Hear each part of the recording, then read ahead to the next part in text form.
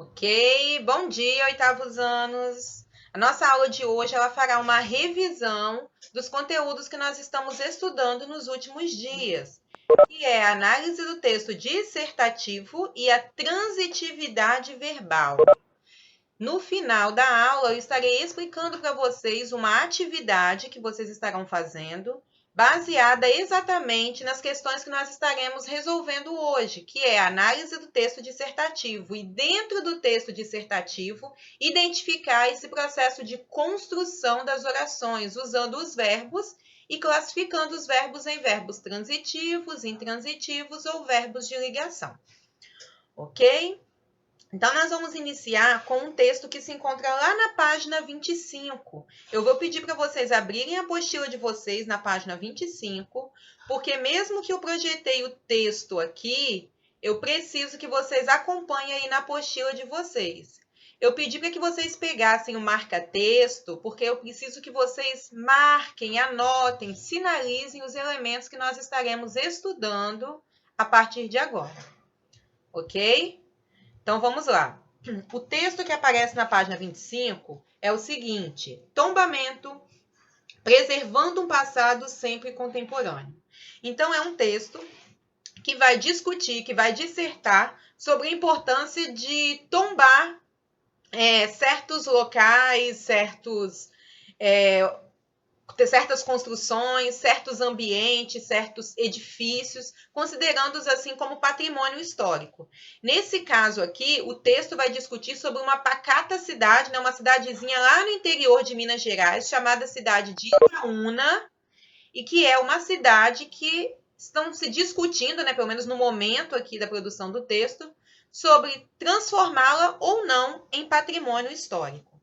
Conforme eu vou lendo e vou explicando o texto, vocês podem estar observando e anotando aí que eu destaquei para vocês título, introdução, qual é a tese do texto, os argumentos, a conclusão, a retomada da tese e a proposta apresentada.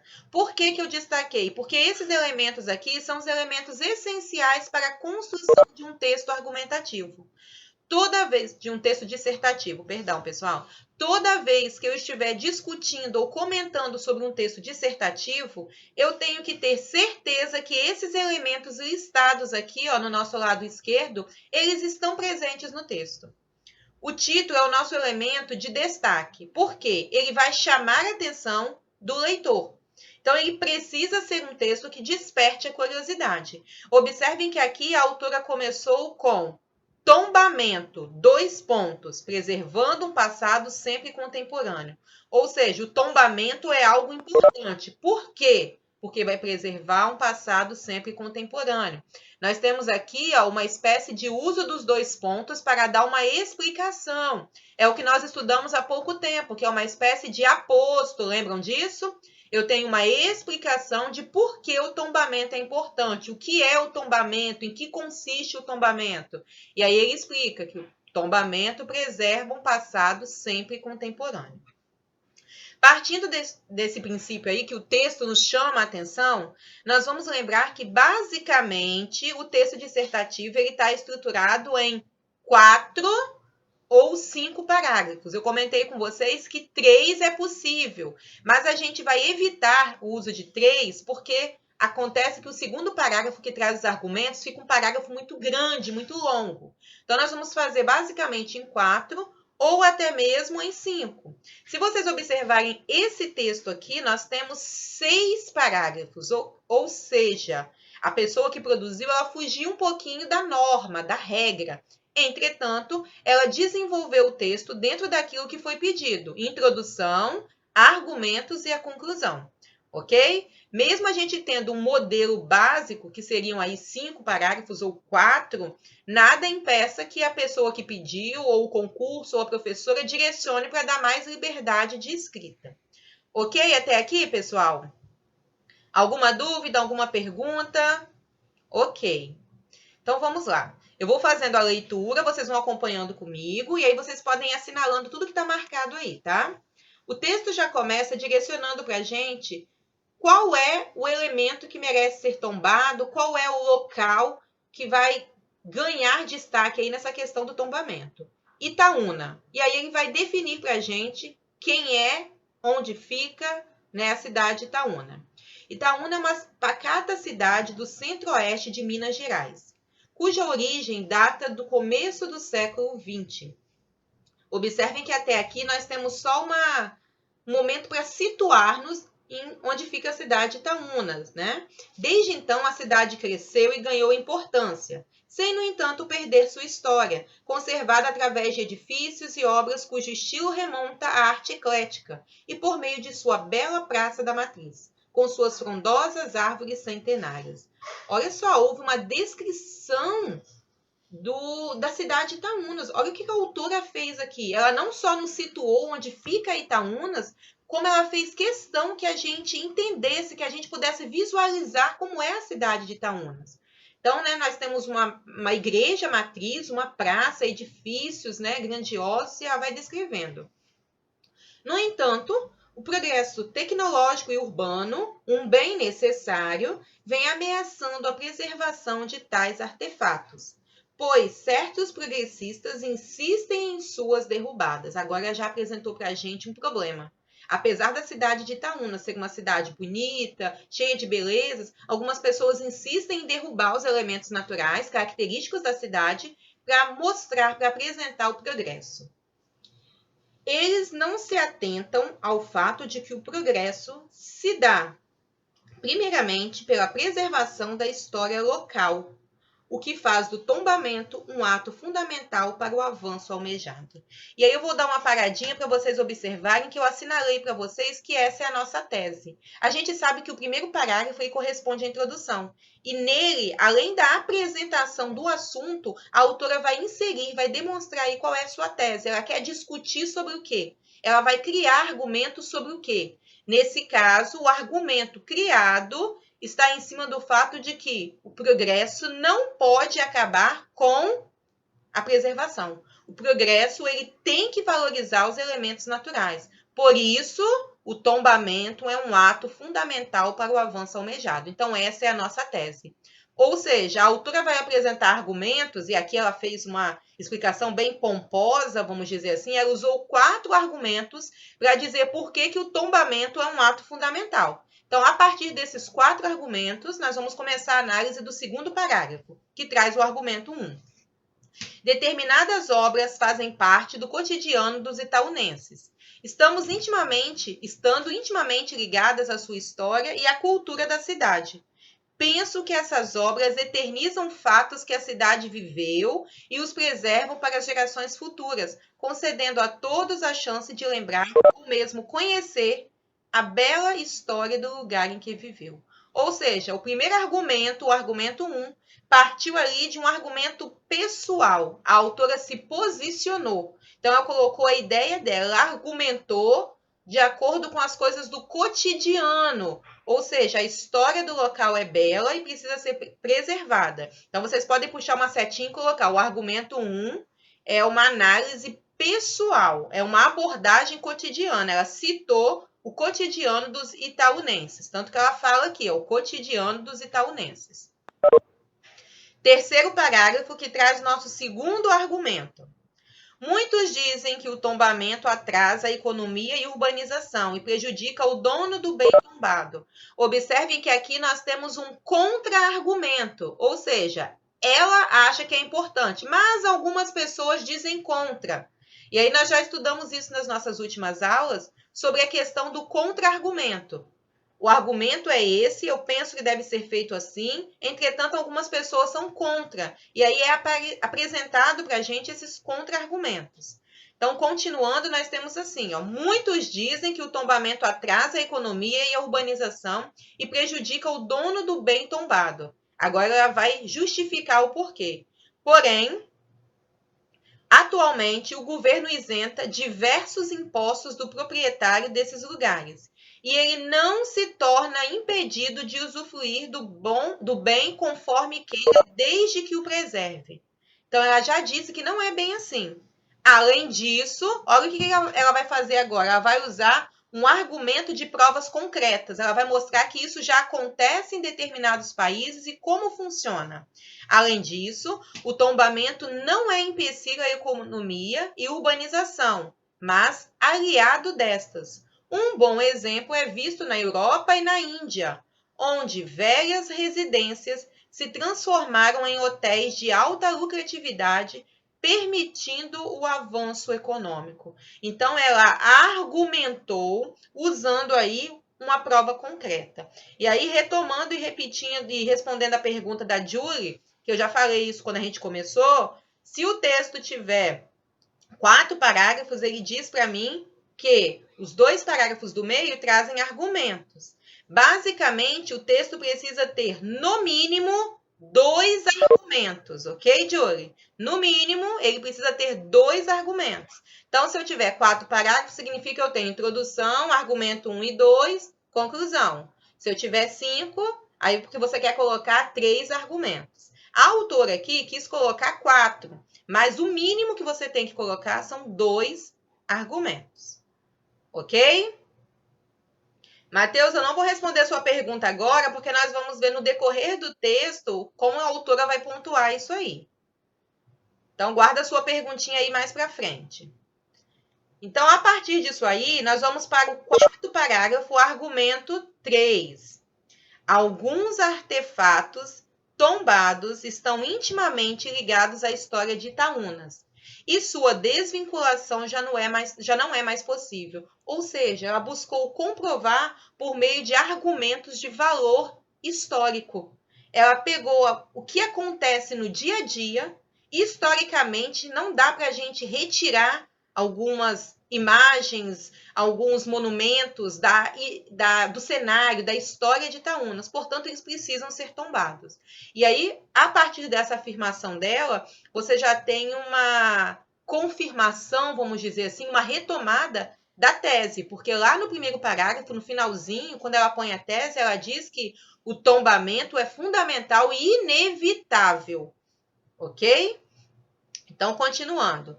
Alguns artefatos, então, estão intimamente ligados à história de Itaúna, e sua desvinculação já não é mais possível, e ela vai citar quais são. A Praça da Matriz da cidade é um exemplo, sendo local para diversos eventos e atuando como cartão postal da cidade. A pracinha se tornou sua parte fundamental, e o povo vincula sempre a cidade àquela praça e sua bela igreja matriz, também construída com elementos neoclássicos, sendo local de religiosidade de muitos.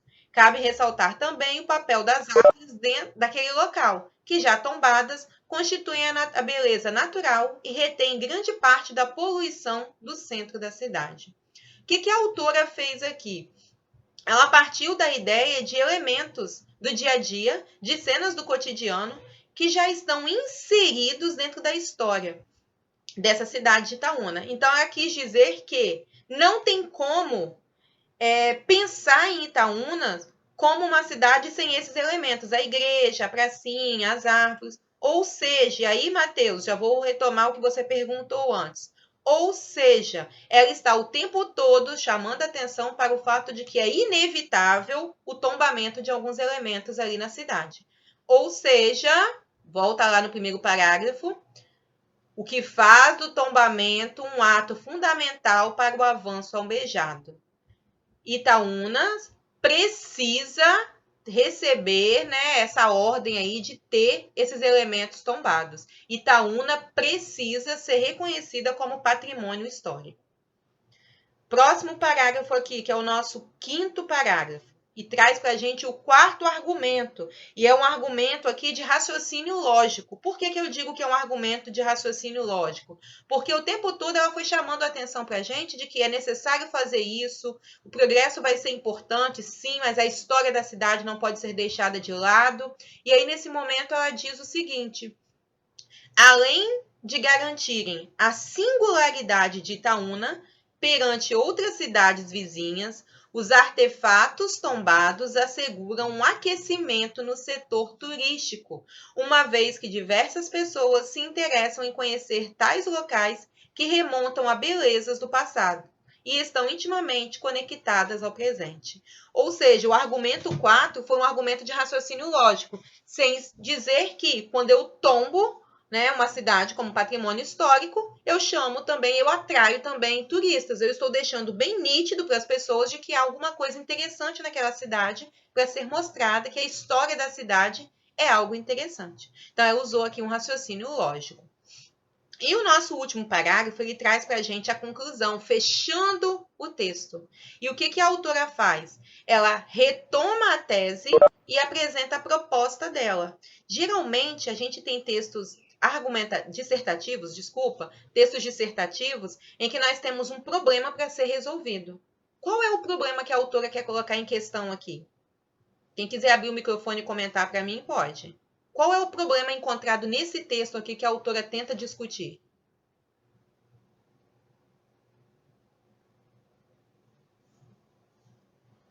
Alguém, pessoal? Pode abrir o microfone? Ou pode responder no chat aqui, quem quiser. Se eu tenho que dissertar, eu tenho que discutir sobre alguma coisa. Qual é o assunto que a autora está discutindo? Qual é o problema encontrado pela autora? Vocês estão me ouvindo, pessoal? Estão me ouvindo bem? Eu tô. Ok. Eu tô. Qual é o problema aí, Matheus, do texto? O problema, acredito eu, creio eu, ao meu ver, seria que ela discute sobre o fato de se o tombamento é ou não necessário para que a cidade de Itaúna continue a crescer, continue a se urbanizar com a economia firme, ou se o tombamento é desnecessário para ambas as partes, seja a economia ou a urbanização. E aí você observa que ela está discutindo isso porque todo mundo aceitou de boa o tombamento da cidade? Sim ou não? Não, muito pelo contrário. Teve uma divisão. Alguns concordaram e outros não. Então, para que haja um esclarecimento na ideia, ela, em minha opinião, ela deve ter escrito esse texto com essa finalidade. Sim. De esclarecer a todos. Ok. Obrigada, Matheus. Valeu. Então, vamos lá. O tombamento da cidade de Itaúna, como Raquel compartilhou aqui com a gente, respondendo, é o foco em discussão. Por quê? É necessário observar que a autora está o tempo todo chamando a atenção para o fato de que muitas pessoas não concordam com o tombamento. E ela vai dizer por quê. E ela fez essa pontuação, vamos dizer assim, essa justificativa, essa argumentação, usando 4 argumentos. Por que o tombamento é importante?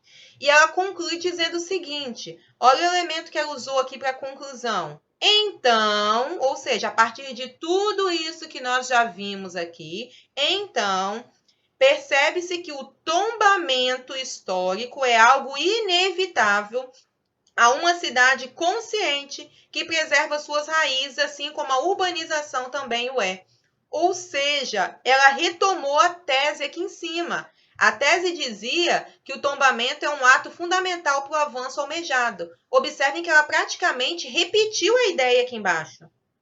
Quando ela diz que, então, em vista de tudo isso que eu demonstrei para vocês, a partir de tudo isso que nós já discutimos, o tombamento é inevitável, ou seja, tem que ser feito, porque uma cidade consciente, ela busca preservar suas raízes, e ao preservar as suas raízes, ela avança.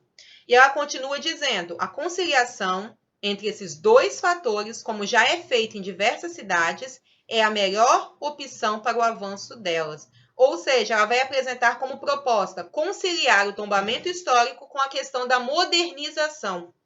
Nós podemos ser uma cidade moderna, mas valorizando o passado. E aí ela traz para a gente a proposta apresentada.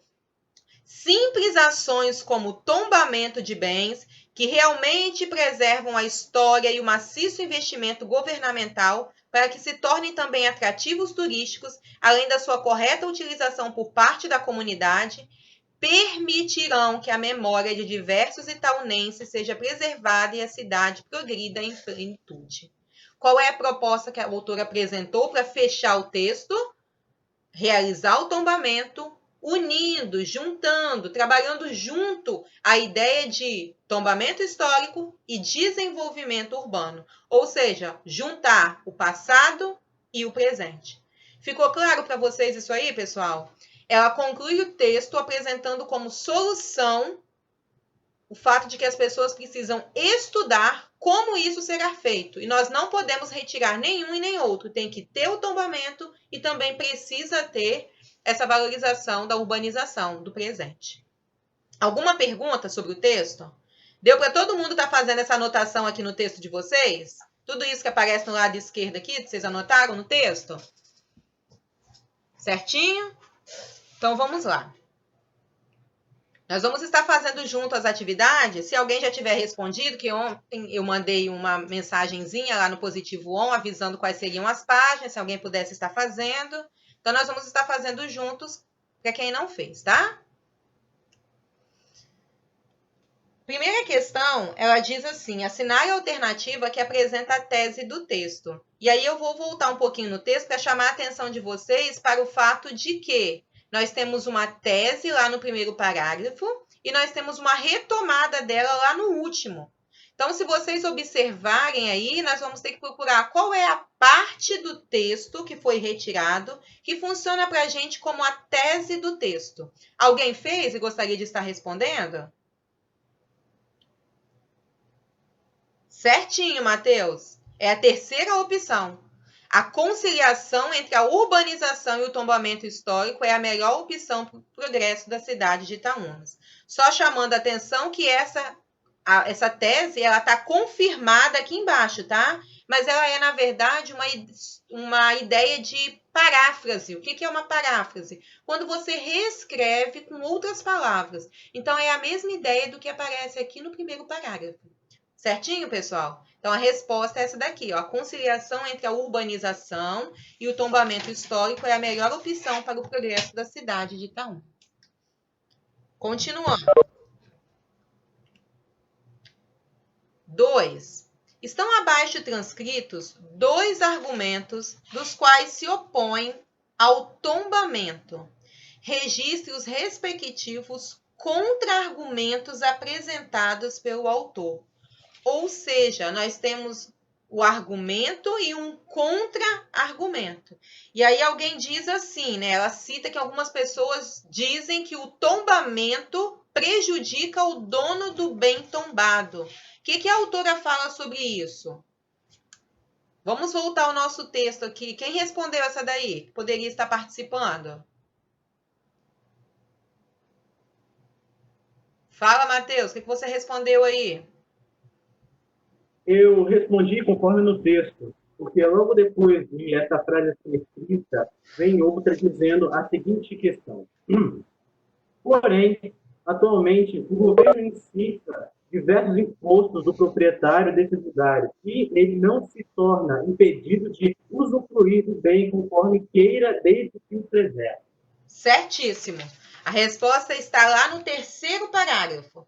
Né? Atualmente, o governo isenta diversos impostos de proprietários desses lugares e ele não se torna impedido de usufruir do bem conforme queira, desde que o preserve. Além disso, o tombamento não é empecilho à economia e urbanização, mas aliado destas. Pessoal, deu para acompanhar a resposta? Está lá no terceiro parágrafo, onde começa porém e vai até aliado destas. Certinho? A letra B. O argumento é: o tombamento atrasa a economia e a urbanização. Qual foi o contra-argumento? Observem que esse contra-argumento ele já apareceu no que nós citamos aí. O tombamento ele é aliado da economia e da urbanização. Então, se vocês quiserem, vocês podem estar separando os contra-argumentos, que eles aparecem aí no terceiro parágrafo, ou vocês podem até anotar juntos. Isso aí, Matheus, a resposta está bem próxima. Então, da letra A, a gente vai estar separando, para quem quiser aí, lá no terceiro parágrafo, nós vamos marcar de porém até preserve. E na letra B, além até aliado destas. Ficou claro? Deu para acompanhar? Estejam atentos ao seguinte: se tem um argumento, é porque foi apresentado um contra-argumento, ou seja, a pessoa diz que devemos fazer isso porque alguém disse que não devemos fazer. Então, estejam atentos a essa ideia de argumento e contra-argumento. As pessoas disseram, isso atrasa o progresso. Ela diz, não. As pessoas disseram que isso não gera lucro. Ela disse, sim, por causa disso, disso e disso. Então, guardem essas palavrinhas, argumentos e contra-argumentos, que automaticamente acabam sendo apresentados no texto. Certinho? Questão 3. Abaixo, além da contra-argumentação, o autor usa também a estratégia argumentativa de argumentos baseados em provas concretas. Maria Luísa, você respondeu? Poderia responder essa daí pra gente? Maria Luísa? Ok. Então, a gente vai fazendo juntos aí, pessoal. Ele quer um argumento de prova concreta. Então, vamos lá. Na primeira diz, o tombamento histórico é algo inevitável a uma cidade consciente que preserva suas histórias, assim como a urbanização também o é. É uma afirmação. Ela não se baseou em provas concretas. É uma afirmação. Ok, Matheus, sem problema. Depois a segunda diz, alguns artefatos tombados estão intimamente ligados à história de Itaúna e sua desvinculação já não é possível. Também é um argumento de fatos do cotidiano. Ela observou no dia a dia isso aí. E aí ela tem a terceira. Na Europa e na Índia, velhas residências se transformaram em hotéis de alta lucratividade, permitindo o avanço econômico. Agora nós temos um argumento de prova concreta.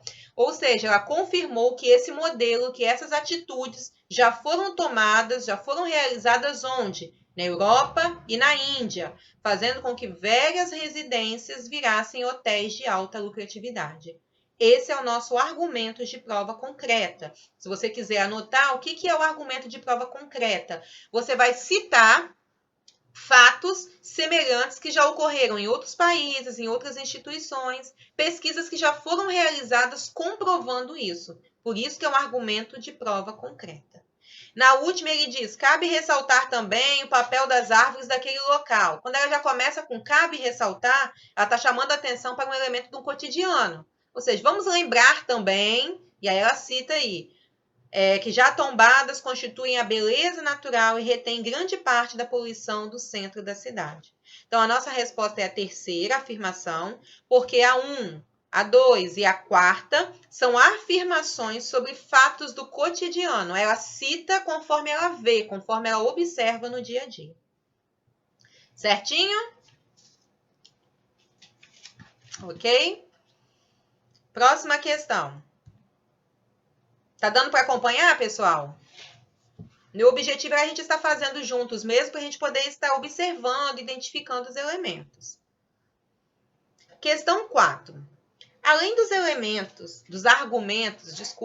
argumentos mencionados nas questões 2 e 3, o autor apresenta 2 que também contribuem para a defesa da sua tese.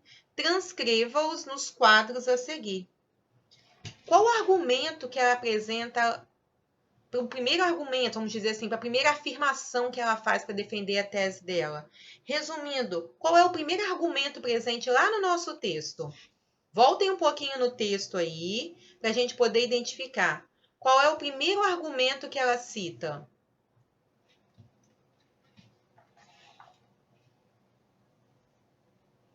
Lá no primeiro parágrafo, ela vai dizer... Isso, Arthur Dias, a questão da história. Então, ela vai dizer que os artefatos tombados garantem a singularidade de Itaúnas perante outras cidades vizinhas. Ou seja, ela apresenta aí valores históricos. Certíssimo, Arthur Dias, que comentou aí. Então, o primeiro argumento que ela vai colocar são os argumentos tombados garantem a singularidade de Itaúna. Ou seja, ela aponta, ela pontua argumentos históricos, argumentos que fazem parte da história da cidade. Resumindo, ela pontua elementos que fazem parte da história da cidade e que funcionam para a gente como argumentos. Qual é o segundo? Que ela chama a atenção, ela até cita o fato aí de isso acontecer lá na Europa, na Índia, desculpa. Qual é o segundo argumento que ela pontua? Primeiro é o valor histórico, que a gente já colocou. Qual é o segundo que ela pontua? Tá, Júlio? Vou esperar, desculpa. Vou retomar aqui um pouquinho. Primeiro argumento são os valores históricos, os elementos históricos que fazem parte da cidade. Então, o argumento 1 são os elementos históricos que fazem parte da cidade. Qual é o argumento 2 que ela vai discutir aí?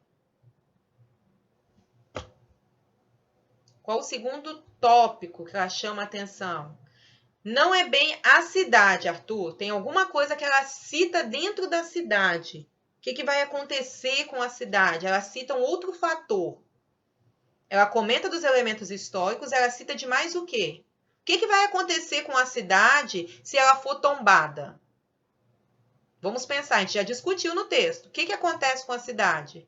Melhora um pouquinho. A economia e a urbanização favorecendo o quê? Como as pessoas vão se comportar quando souberem que Itaúna foi considerada um patrimônio histórico?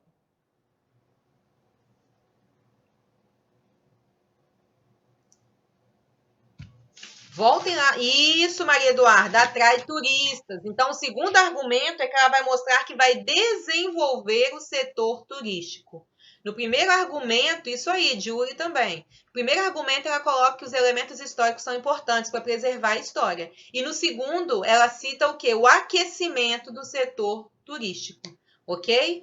Basicamente, a autora construiu todo o seu texto em cima desses dois aparatos. Os elementos históricos, que são importantes e precisam ser preservados, e chamar a atenção para o fato de que, ao ocorrer o tombamento, o setor turístico vai se desenvolver, vai chamar a atenção ali, ok? Vai se aquecer.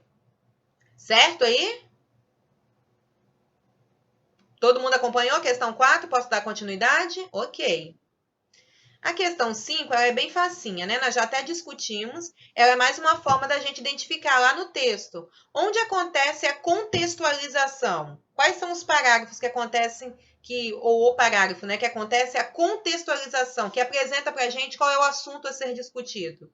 Isso sempre acontece no primeiro parágrafo, não é isso? Que é a nossa introdução. E lá no primeiro parágrafo, a autora vai explicar onde fica a cidade Itaúna, como é a cidade Itaúna, quais são os elementos que merecem ser preservados na cidade Itaúna e por quê. Então, a contextualização ocorre no primeiro parágrafo.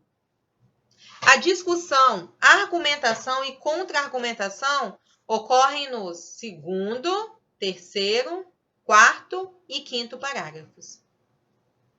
Acompanhando? E a conclusão no sexto parágrafo, que é o nosso último. Isso aí a gente já viu, né? Só para vocês estarem colocando no papel. Alguma perguntinha? Alguma dúvida? Não? Tranquilo para todo mundo? Então, a minha pergunta é: todo mundo já tem condição de hoje pegar um texto dissertativo e identificar esses elementos? Porque é isso que é importante para mim. Essa é a atividade que a gente vai estar fazendo essa semana. O que eu preciso? Por enquanto, a gente não vai trabalhar a produção, né? Mas mais à frente, Fabrisa deve com certeza desenvolver isso com vocês. A dissertação é um tipo de texto importantíssimo. É o texto que é cobrado nos vestibulares, no Enem. Então, o que eu preciso? Só um momentinho, Julie. O que eu preciso que vocês tenham já em mente, que vocês consigam realizar? A análise do texto. Identificar, dentro do parágrafo primeiro, né, que é a nossa introdução, qual é a tese. Depois, dentro do corpo do texto, que são os parágrafos, né, de desenvolvimento, identificar os argumentos, pontuando quais foram os argumentos usados. E lá na conclusão, identificar como que ela concluiu, qual a proposta que ela apresentou, qual a ideia que ela usou para finalizar o texto. Então, vocês têm que ter isso aí bem claro. A partir de agora, eu vou mostrar para vocês os textos, e vocês vão mostrar para mim os tipos de argumentos, elementos que foram apresentados. Julie, deixa eu ver aqui qual foi a pergunta que você fez. Como eu consigo diferenciar um argumento de uma tese? A tese é uma afirmação. A tese é uma afirmação. E o que é a retomada da tese? Primeiro que a retomada da tese, ela só acontece no último parágrafo. E no último parágrafo não tem argumentos. Ok, Julie? Sempre lembrar, vamos imaginar aqui o textinho de 4 parágrafos. Introdução com a tese. Argumento 1, argumento 2, conclusão com a retomada da tese, que é a apresentação da proposta final. Deu para entender, Julie? A retomada da tese, ela vai chamar a atenção para o que foi afirmado lá na introdução, a afirmação que você fez, e a partir daí você apresenta uma proposta. Então, não dá para você confundir, até mesmo por causa da estrutura. Ok, Julie? Certinho? Pessoal, alguma pergunta sobre isso? Alguma dúvida? Então, nós vamos voltar um pouquinho a folha lá na página 24, porque o que eu quero é relembrar com vocês os elementos da regência verbal. A partir da próxima semana, nós estaremos estudando exatamente os verbos e a sua regência. Alguns verbos possuem regências diferentes. O que são as regências verbais? O uso daquelas preposições. E como acontece, como eu sei se o verbo precisa ou não de preposição? Aí nós vamos lembrar daqueles estudos que nós fizemos sobre transitividade verbal. Então, vamos recordar um pouquinho. Isso aí, Matheus, agora o negócio vai ficar bom. Nós vamos relembrar um pouquinho. Transitividade verbal é a relação do verbo com o seu complemento. E aí nós vamos ter dois tipos de verbos. Os verbos intransitivos, que são verbos que não possuem complemento, não precisam de complemento. Os verbos transitivos, que precisam de um complemento, certo? Intransitivo sem complemento, transitivo com complemento. E aí, se eu tenho o verbo transitivo com complemento, eu vou ter dentro desses complementos 3 tipos de complemento. O complemento sem preposição, que diz para mim que o verbo é transitivo direto, ou seja, o complemento se liga ao verbo sem preposição. Se você ainda não copiou no seu caderninho, na sua apostila, quais são as preposições, anota aí no cantinho para você copiar. Eu já enviei na última videoaula, tá? Eu comentei com vocês na aula passada e pedi para que quem não tivesse anotado, que fizesse a pesquisa, então, e colocasse no cantinho do caderno, porque nós vamos precisar disso, tá? Então, vamos lá. Transitivo direto. O complemento não tem preposição. Exemplo, Carla viu o céu. O céu é o meu complemento, não tem preposição. Transitivo indireto. Transitivo precisa de complemento. Indireto se liga indiretamente, ou seja, precisa de uma preposição. Carla veio de carro. De é a minha preposição, que é o elemento que ligou o verbo ao complemento. Transitivo direto e indireto. Precisa de 2 complementos. Carla trouxe um bolo para o lanche. Quem traz alguma coisa para algo ou para alguém. Então, o verbo transitivo direto e indireto, ele precisa de 2 complementos. A partir disso aí, nós vamos classificar. Isso aqui é mais uma forma, essa primeira questão, da gente relembrar, vamos dizer assim, uma espécie de tabelinha decoreba. Verbo que sozinho constitui o predicado. Qual vocês acham que é? Intransitivo, transitivo direto, transitivo indireto ou direto indireto? Intransitivo. Ok. Matheus, abra o microfone e faça para mim uma oração com um verbo intransitivo. Um verbo intransitivo? Isso, um verbo que não precisa de complemento. Tá, o enfermeiro saiu. Ok, quem sai, sai. Certinho. Então, aqui na primeira oração, primeiro espaço, vocês vão colocar verbo intransitivo. Matheus citou aí, o enfermeiro saiu. O enfermeiro saiu. Ok, certinho. Vamos lá para a segunda, pessoal. Verbo que exige um complemento sem preposição. Maria Luísa, transitivo direto. Abre o microfone e faz para mim uma frase que tenha um verbo transitivo direto, Maria Luísa. Tá me ouvindo, professora? Tô ouvindo, meu bem, pode falar. Carla trouxe o livro. Não. Porque quem traz algo para alguém. Aí, vamos lá. Tá errada a frase? Se você cortar exatamente aí onde está, eu poderia até dizer que nesse contexto eu tenho um verbo transitivo direto. Mas aí se eu te perguntasse assim, tá me ouvindo, Maria? Tá me ouvindo, Maria? Tô sim. Carla trouxe o quê? Aí você responde, o livro. Para quê? Você está entendendo? Uhum. Então, vamos lá, vou voltar à sua frase. Ela não está de todo errada. Você só precisa observar que você vai precisar ter um contexto. Se eu perguntasse assim, Carla trouxe? Sim, Carla trouxe o livro. Aí você tem um contexto. Nesse caso, você pode considerar o verbo como transitivo direto. Se você não tiver o contexto, você vai colocar trazer como verbo transitivo direto e indireto. Deu para entender? Entendi. Você quer tentar novamente? Quero não. Não? Julie, vamos lá, Julie. Abre o microfone e fala para mim aí um verbo transitivo direto. Mateus, o verbo trazer é o mesmo caso que a Maria colocou. O verbo trazer, ele vai precisar de um contexto, porque se ele não tiver um contexto, quem traz sempre traz alguma coisa para alguém. Então, ele é um verbo transitivo direto e indireto. Carla comeu o bolo. Carla comeu o quê? Oi, tá ouvindo? Tá ouvindo? Julie, pode falar. Pode falar, Julie. Julie, Oi, tá ouvindo? tô te ouvindo. É transitivo direto ou indireto? Transitivo direto.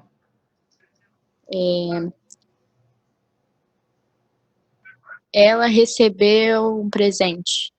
Quem recebe, recebe algo. Ela recebeu o presente. Maria Eduarda colocou ali em cima. Eles leram o livro. Quem lê algo. Certinho. Ok. Então, esse segundo aqui é o nosso verbo transitivo direto. Terceiro caso é um verbo que exige um complemento com preposição. Então, ele é um verbo transitivo indireto. Isso aí. Exemplo. Eu preciso de férias. Quem precisa, precisa de alguma coisa. Então, um exemplo seria: eu preciso de férias. Ok. E o verbo que tem dois complementos. Pode ir, Arthur Dias. Beleza. Vai lá, Arthur. Que tem dois complementos é transitivo direto e indireto. Pode ir, Arthur Dias. Fala o exemplo pra gente aí.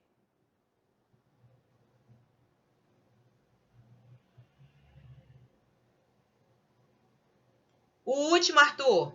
Verbo que tem dois complementos. Ele é chamado de transitivo direto e indireto. Cita um exemplo pra gente.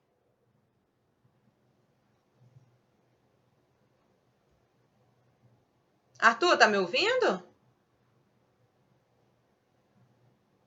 Tô ouvindo não, Arthur. Vê seu microfone que deve estar desligado.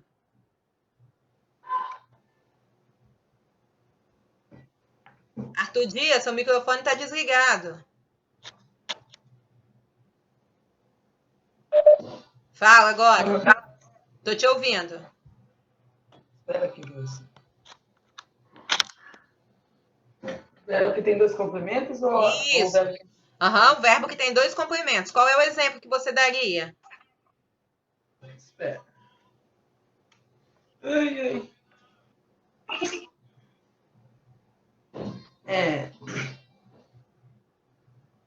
João foi ao mercado e comprou o livro para Pedro. Não. Comprar, quem compra, compra algo.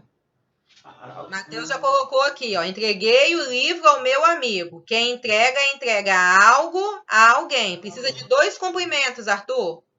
Entrega algo para alguém. Traz algo para alguém. Entendeu? Você precisa de dois complementos. Eu vendi. Certo? Hã? Pessoal, completando o quadro aqui, então. Verbo que sozinho constitui o predicado intransitivo. Verbo que exige um complemento sem preposição, transitivo direto. Verbo que exige um complemento com preposição, transitivo indireto. E verbo que tem dois complementos, transitivo direto e indireto. Ok aí? Retomar para alguém? Tranquilo para todo mundo? Certinho, Julie. Quem leva, leva algo para alguém. Ela levou um doce para a avó. Certinho. Levar também é um verbo transitivo direto e indireto. Alguma pergunta até aí? Na frase, o médico assistiu o doente. Geralmente, a gente acredita, né? A gente ouve muito a ideia de que assistir é apenas ver, presenciar.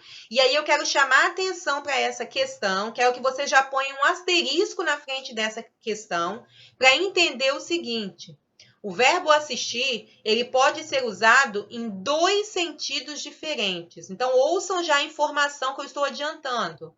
Por isso que alguns verbos possuem mais de uma regência, ou seja, mais de um sentido.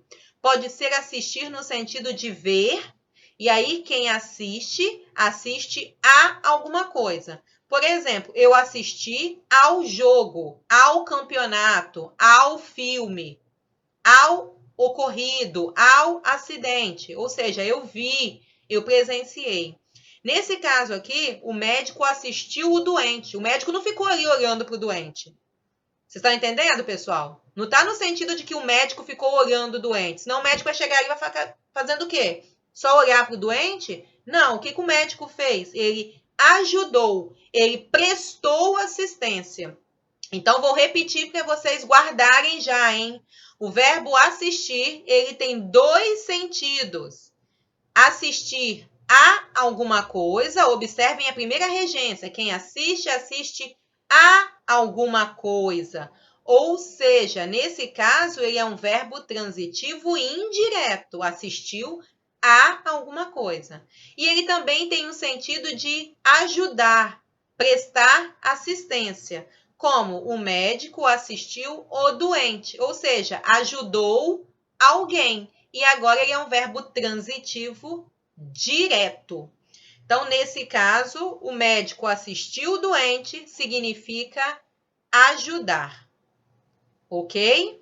Vai aí na apostila de vocês e coloca presenciar, transitivo indireto, e ajudar, transitivo direto.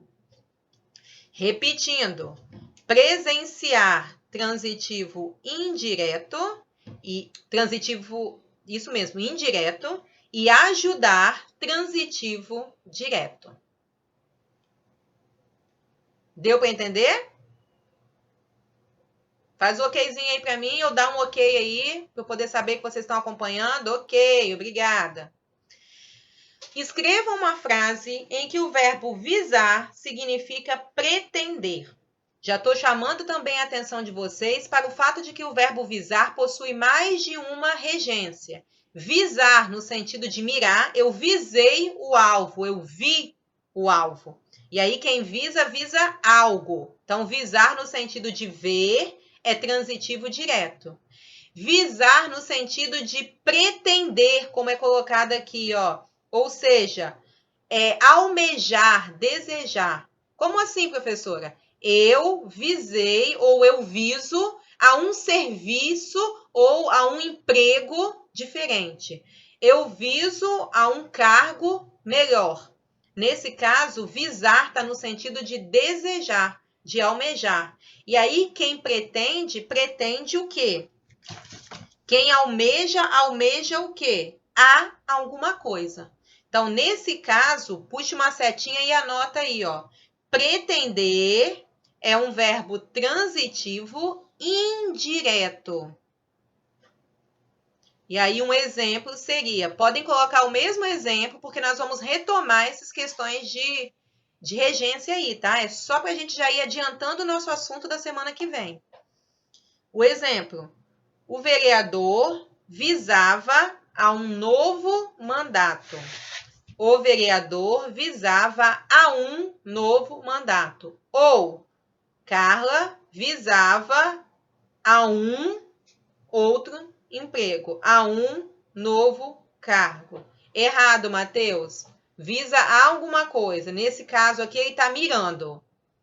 O exemplo que você deu aqui não é o que foi pedido. Você colocou no sentido de mirar, tá bom?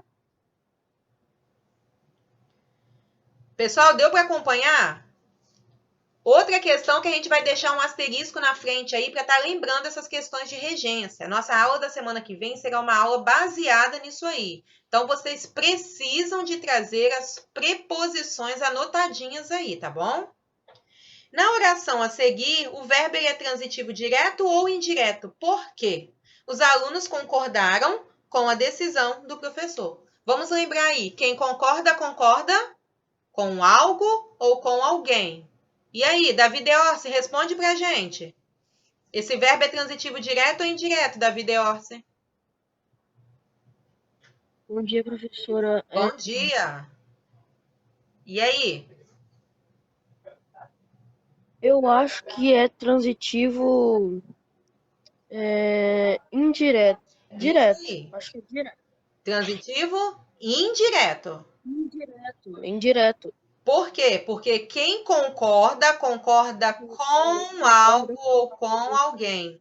O com é a nossa preposição. Então, esse verbo é transitivo indireto porque o complemento tem uma preposição. Certinho? Sim. Obrigada, Davi. Pessoal, alguma perguntinha? Alguma dúvida? Então, nós revisamos aí os elementos de um texto dissertativo e essa revisão de transitividade verbal, que é o que nós vamos precisar para a próxima aula para o estudo da regência. Nenhuma dúvida? Ok, então aguardem um momentinho que eu vou encerrar a gravação e já vou conversar com vocês.